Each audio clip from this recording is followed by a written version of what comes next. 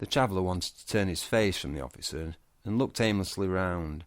The officer supposed he was looking at the desert valley.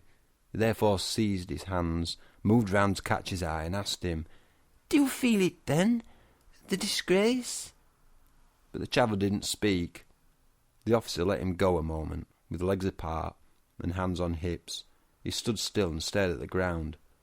Then he smiled encouragingly at the traveller and said, "I happened to be near you yesterday when the Commandant invited you to come. I heard the invitation. I know the Commandant. I understood the point of the invitation straight away, even though his power is such that he might easily take steps against me directly. He doesn't dare. He prefers to offer me up to the judgment of a respected stranger, like yourself. Everything is nicely calculated. It's your second day on the island. You never knew the old Commandant and his philosophy. You were caught up in European perspectives. Perhaps you are a principled opponent of the death penalty in general, and of such an execution machine in particular.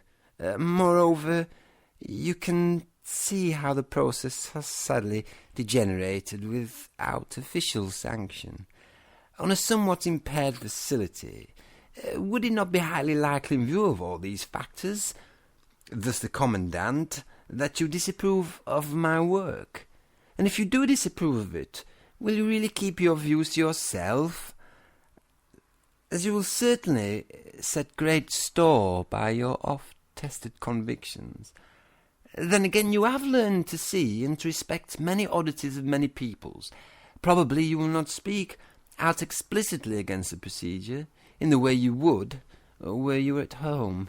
But the Commandant doesn't even need that. A fleeting, even a careless word will suffice. It need not accord with your convictions, so long as it chimes with his ideas. I am quite sure he will interrogate you as cunningly as only he can.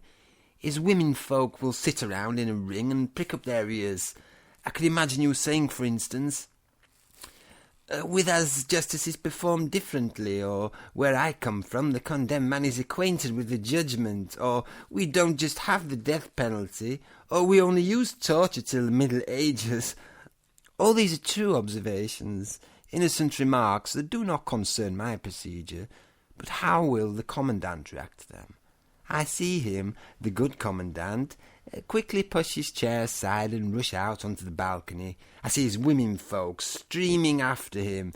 I hear his voice, a voice of thunder, as the ladies are pleased to call it, and he says, "A great savant from the West, in the course of a study of various forms of justice in all countries of the world, has just declared that our traditional form is inhuman. Following the judgment of such a man, it is evidently no longer possible for me to countenance this process. With immediate effect, I therefore, etc., etc., etc., etc." You try to intervene. You never said what he claims. You never described my process as inhuman.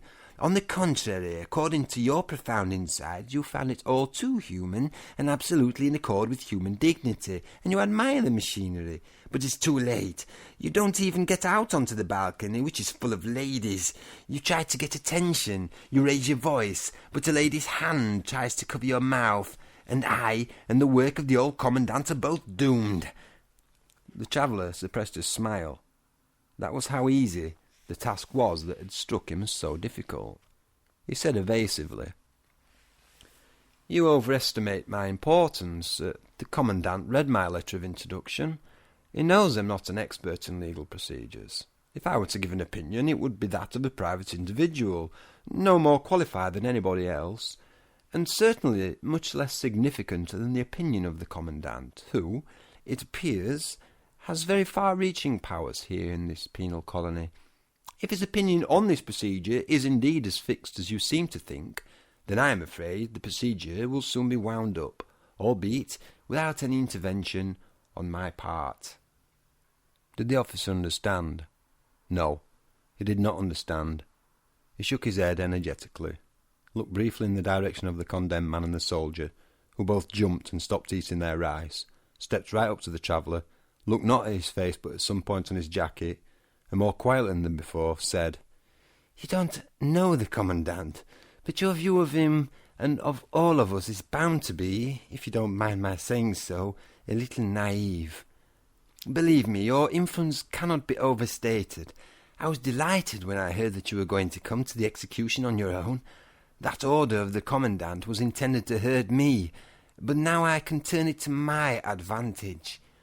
Undistracted by the lying whispers and contemptuous demeanours of others, both of which would certainly have been in the case of a broader participation, you have listened to my explanations. You have seen the machine, and now about to witness the execution. I expect your mind is already made up. If there are any little grey areas of indecision, the sight of the execution will clear them up. And now I beg you, please give me your support with the commandant." The traveller cut him off. "But how could I?" he exclaimed. "It's completely impossible. I am as little able to help you as I am to harm you." "No, but you can," said the officer. The traveller noticed, to his alarm, that the officer had clenched his fists. "You can," the officer repeated more urgently. "I have a plan that is bound to succeed. You think you have insufficient influence. I know it's sufficient. But even if I were to allow you right, isn't it the case that everything, even possibly inadequate means, must be tried in the preservation of the procedure? So listen, here's the plan. The most important thing is that you refrain from expressing a judgment on the procedure as long as you possibly can. If you're not asked flat out, you should avoid giving a view. Your remarks should be brief and vague. People should have the impression that you are embittered, that if you were to allow yourself to speak, you would have little option but to start cursing.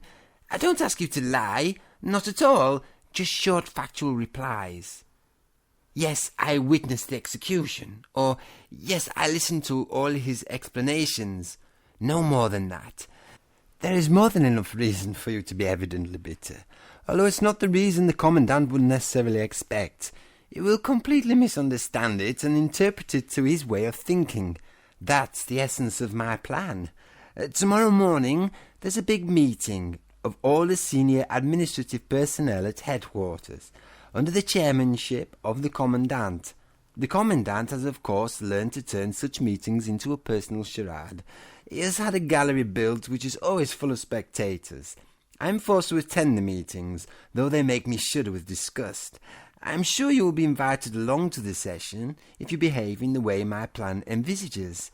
The invitation will become an urgent request, but if for some inexplicable reason you should fail to be invited, then you would have to solicit an invitation yourself. There is no question then of your not being given one. So there you are tomorrow morning, along with the ladies on the commandant's balcony. He shoots regular glances up to check that you are really there. After sundry trivial, frivolous objects, included merely for the sake of the public, generally it's port construction. You wouldn't believe it's all the port construction talk. Our legal procedures will be on the agenda. If it should turn out not to be, or not to be high enough on the agenda, then I will see to it that it is. I will get up and report on the execution today, very briefly, just that single item. Such a report is not customary at those sessions, but I make it anyway. The commandant thanks me, as ever, with a friendly smile, and then he won't be able to help himself. He seizes the opportunity. We have just had presented to us, our words to that effect, an account of the execution. I would merely like to add to that account the fact that this execution was witnessed by the great researcher, of whose prestigious visit to our colony you all will have been apprised. Our session today also gains in importance from his personal attendance. Should we not therefore now turn to the great researcher and ask him for his view of this traditional execution and the hearing that preceded it? Applause breaks out. Universal agreement. The loudest voice is mine. The commandant bows before you and says, "Well, on behalf of us all, I should like to ask you that question," and then you step up to the railing in plain view of everyone. You clasp it with your hands, otherwise the ladies would take hold of them and start toying with your fingers. And then you speak. I don't know how I'll survive the tension of so many hours to get through first. In your speech you must let rip. Let the truth speak full volume. Lean down over the rails, and bellow your views, your implacable views, down to the commandant. But maybe you don't want to do that. Perhaps it's not in your nature. Perhaps people go about things differently where you come from, and that's fine too. That's perfectly in order. Maybe you won't even have to stand. You just say a few very words and whisper them barely loudly enough for the administrative staff below to hear you. That's enough. You don't need to speak about the inadequate attendance, the squeaky wheels, the torn straps, the revolting felt. No, I'll take care of all of that, and believe me, if I don't send him fleeting out of the room with my speech, then I'll force him down on his knees so that he will confess. Old Commandant, great predecessor, I bow down before you. That's my plan. Will you help me put it into effect? But of course you will. You must. And the officer grasped the traveller by both arms, and breathing heavily, gazed into his face. He had yelled the last sentences at such a pitch that the soldier and the condemned man had also been alerted, but they hadn't understood what he was talking about. But they did at least stop eating, and, still chewing, looked over at the traveller. The answer he had to give was not at any time in doubt for the traveller. He had experienced too much in the course of a lifetime for him to start vacillating now. He was basically an honest man, and he knew no fear. Even so, he hesitated for a moment as he looked at the soldier and the condemned man. And then he said what he had to say. No. The officer blinked several times, but without looking away from him. Do you want an explanation? Asked the traveller. The officer nodded mutely. I am opposed to this process, the traveller said. Even before you took me into your confidence. Of course, I will not break this confidence in any way. I was already considering whether I would be justified in taking steps against it, and whether my taking steps could have the least prospect of making a difference. The party I would first turn to was clear to me too. I mean the Commandant, of course. You made it even clearer to me, without in the least cementing my resolve. On the contrary, your honest conviction moves me, while not shaking my opinion.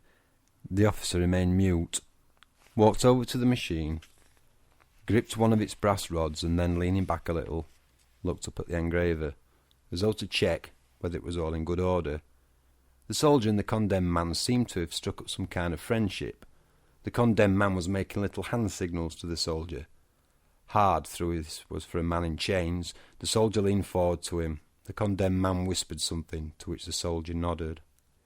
The traveller set off after the officer and said, I don't know yet what I will do. I will indeed express my views of the process to the Commandant. Not in a public forum, though, but face to face. Nor will I remain here long enough to be drawn into any sort of public session. I shall be leaving tomorrow, morning time perhaps, or at least boarding a ship by then. The officer didn't appear to have been listening.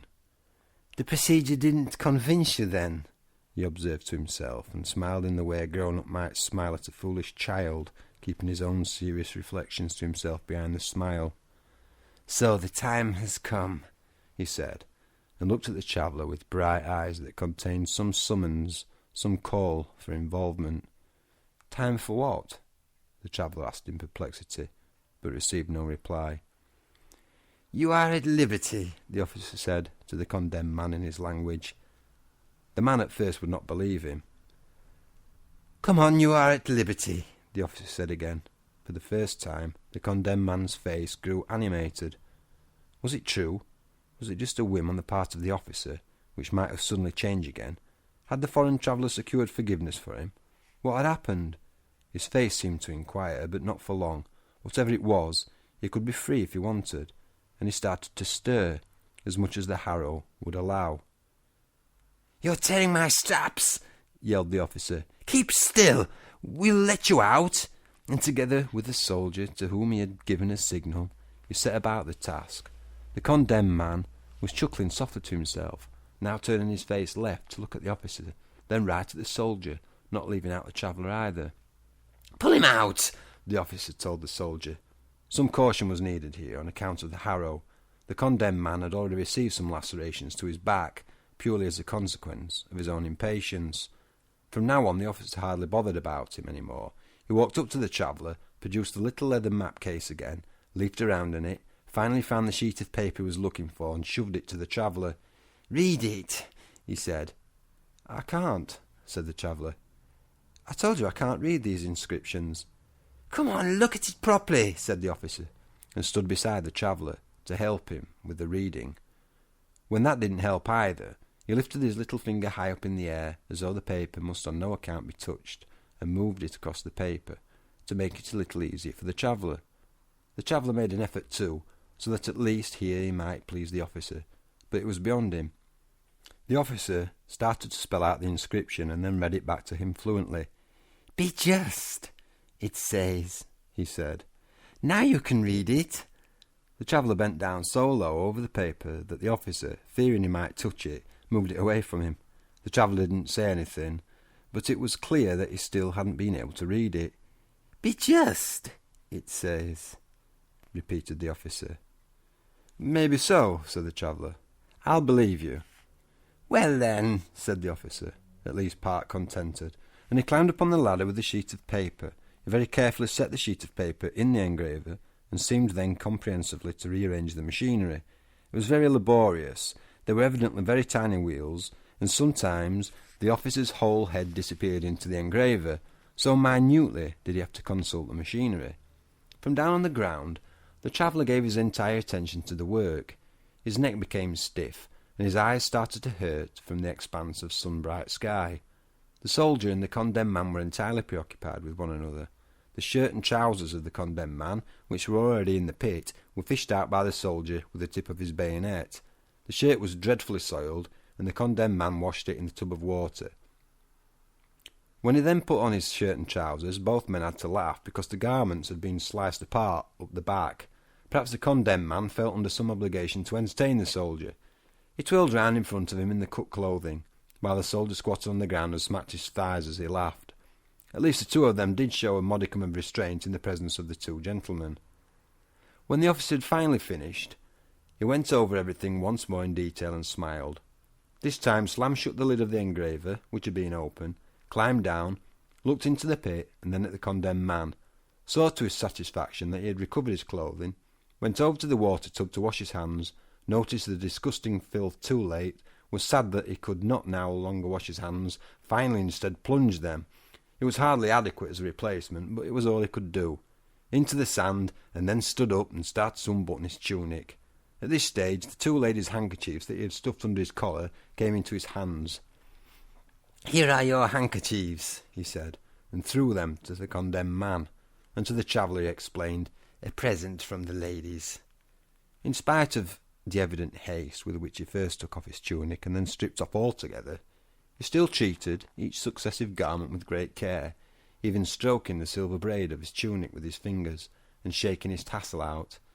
Admittedly, it sat oddly with his care that as soon as he was finished with the garment, he tossed it with a jerk of revulsion into the pit. The last thing he was left holding was a short sword on a sword belt.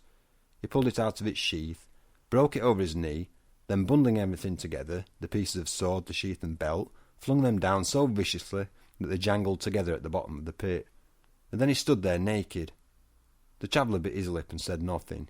He knew what was about to happen, but he had no right to interfere with anything the officer was minded to do. If the justicial procedure to which the officer adhered was really so close to being abrogated, possibly in consequence of the intervention of the traveller, in which he felt obliged to make, then the officer was now behaving perfectly correctly. The traveller, in his place, would not have behaved any differently. The soldier and the condemned man initially understood nothing. They weren't even watching. The condemned man was overjoyed to have received his handkerchiefs back, but didn't have long to enjoy their possession, because the soldier took them from him with a sudden quick movement. The condemned man now tried to snatch them back from where the soldier had took them, under his belt, but the soldier remained alert, so they squabbled together, half in play. It wasn't until the officer stood there completely naked that they took notice. The condemned man in particular seemed struck by the sense of some vast reversal in their roles. The thing that had happened to him was now happening to the officer. Perhaps it would continue to the end. Probably it was on some order given by the foreign traveller. That was his vengeance. Without himself having suffered to the limit, he would be avenged to that limit. An expression of broad silent mirth appeared on his face, and did not leave it. The officer, though, had now turned to his machine. If it had been clear before that he understood the machine well, the way he dealt with it and the way it obeyed him now could make one almost afraid. With his hand he merely approached the harrow, and it rose and sank several times till it had reached the correct height to receive him. He barely touched the edge of the couch, and already it began to tremble. The stump of felt approached his mouth. It was clear that the officer did not really want it, but his hesitation was only momentary. Straight away he yielded and received it into his mouth. Everything was ready. Only the straps were still hanging down the sides, but they were clearly superfluous. The officer did not need to be tied down. Then the condemned man noticed the loose straps. In his view, the execution was not complete until the straps were tied on. He eagerly motioned to the soldier, and they ran up and tied the officer. The officer, meanwhile, had already stretched out his foot to push the lever that was to set the engraver in motion. When he saw the two coming up, he took it back and allowed himself to be made fast. Now he could no longer reach the lever. Neither the soldier nor the condemned man would be capable of finding it, and the traveller was determined not to be co-opted. It wasn't necessary. No sooner had the straps been tied than the machine went into operation. The bed trembled. The needles danced on the skin. The harrow floated up and down. The traveller had been staring at it while before remembering that a wheel in the engraver was supposed to squeak, but everything was quiet. Not the least hum was audible. By operating so silently, the machine seemed to make itself unnoticeable. The traveller looked across at the soldier and the condemned man. The condemned man was the livelier of the two. Everything about the machine interested him. Now he stooped down. Now he stretched up. All the time he had his index finger out to draw the soldier's attention to something. The traveller was mortified. He decided he would remain here till the end, but he could not have endured the presence of the other two for long. "Go home," he said. The soldier might have been prepared to go, but to the condemned man the order seemed positively punitive. He implored him with folded hands to be allowed to remain here, and when the traveller shook his head, he even dropped to his knees. The traveller saw that orders did no good here. He would have to go over and drive the two of them away. Then up in the engraver he heard a noise. Was a cogwheel playing up after all? But it was something else. Slowly the lid of the engraver lifted up, and then opened up completely. The teeth of one of cogwheel emerged into view. Before long the entire cog was visible. It was as though some giant force were crushing the engraver, so that there was no room for this wheel. The wheel moved to the edge of the engraver, fell out, rolled into the sand a while, and came to a stop. Then already another cog popped up, and then many more followed, large, small, of no ascertainable size, and with all of them the same thing happened. You thought the engraver was surely empty by now, but then another, particularly numerous cluster of them came up, fell down, rolled in the sand, and toppled over and lay still. With all this going on, the condemned man forgot the traveller's order. He was mesmerised by the cogs. He kept trying to reach out and touch one, and also encouraged the soldier to do so, but then hastily withdrew his hand, because another cog came out along and gave him a fright, at least by its initial approach. The traveller, on the other hand, was very disquieted. It was evident that the machine was falling apart. Its smooth operation was an illusion. He had the sense that he had to look after the officer now, as he evidently could not fend for himself. But while the tumbling of the cogwheels had claimed all his attention, he had forgotten to keep the rest of the machine in view. Now, though once the last wheel had come out of the engraver, he leaned down over the harrow and found he had a new and worse surprise waiting for him. The harrow was not writing, it was merely stabbing, and the bed was not revolving the body either, but merely raising it and trembling towards the needles. The traveller wanted to intervene, perhaps to bring the whole thing to a stop. This wasn't torture of the kind the officer wanted to achieve, it was crude murder. He stretched out his hands, but already the harrow lifted aside with the transfixed body, something it didn't otherwise do till the 12th hour. Blood flowed in 100 streams, undiluted with any water, the water supply having failed as well, and now the lasting failed too. The body did not come off the long needle spikes. It poured forth its blood and hung over the pit, but without falling into it. The harrow was about to return to its previous position, but then, as it noticed it was not yet freed of its burden, it hung over the pit longer. "Can't you help?" the traveller yelled to the soldier and the condemned man, and grabbed hold of the officer's feet himself. He wanted to press down against the feet, while the other two on the opposite end would busy themselves with the officer's head and gradually lift the man off the needles. But the two of them did not seem to want to come. The condemned man even turned away. The traveller had to walk over to them and force them to attend to the officer's head. There, Almost against his will, he was forced to see the dead man's face. It was as if it had been in life. There was no trace of the promised transfiguration, the thing that all the others he had found in the machine.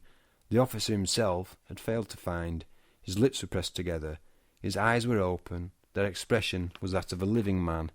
Their look was firm and assured, and the point of the great iron spike had passed through his forehead.